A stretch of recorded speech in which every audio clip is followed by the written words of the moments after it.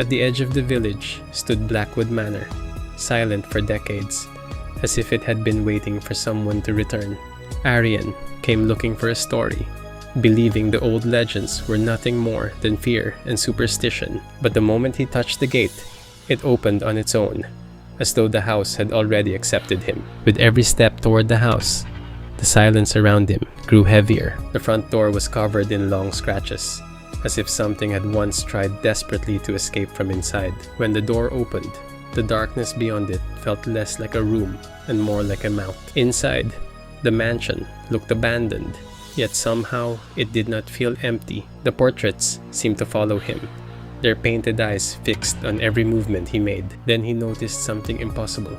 Another set of footprints forming beside his own. At the end of the corridor, a figure stood motionless in the dark. When the light steadied, the figure was gone, but the feeling of being watched remained. The staircase ahead seemed to call him upward, inviting him deeper into the house. Each step echoed through the mansion like a warning. At the top of the stairs, he found a row of closed doors, and one at the end standing slightly open. As he approached, the door opened wider on its own. The room had once belonged to a child, and somehow it still felt occupied. A broken doll on the floor slowly turned its face toward him. That was when Arian realized his camera could see things his eyes could not. On the screen, a little girl stood silently in the corner, but when he looked up, there was no one there. Without moving her lips, the girl raised one finger and pointed toward the hall. The hallway seemed to grow longer with every step, as if the house was changing around him. Beneath the peeling wallpaper were strange markings, drawn in what looked like dried blood. Close-up of trembling hand tracing old symbols on the wall. Cold vapor in the air.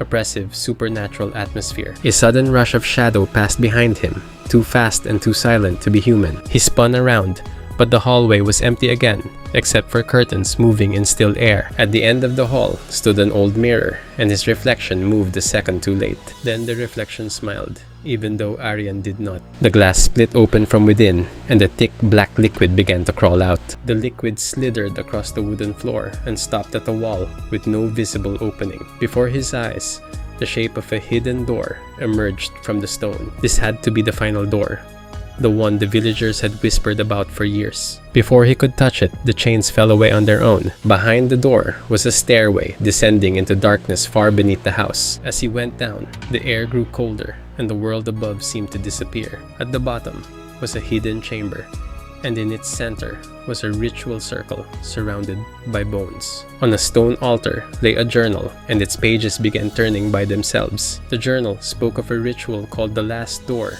a passage that did not kill its victims, but changed them. He realized the truth then. The mansion did not take lives, it kept them. The walls began to breathe, and from them came the faces of those who had entered before him. And standing beside the circle was the little girl from the camera, no longer trapped on the screen. She lifted her hand and pointed to a chair waiting in the center of the room. When he tried to run, he found that the staircase had vanished. There was no way back. His camera slipped from his hands, but it kept recording as the darkness moved around him. The shadows did not attack him.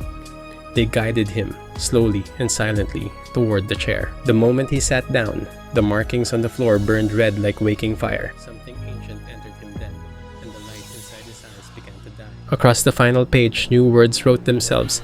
A new keeper has been chosen. By morning, Blackwood Manor stood silent once more, as if nothing had happened at all. But before long, another curious soul arrived at the gates, eager to uncover the truth. And from the upper window, Arian watched in silence, because now he belonged to the house.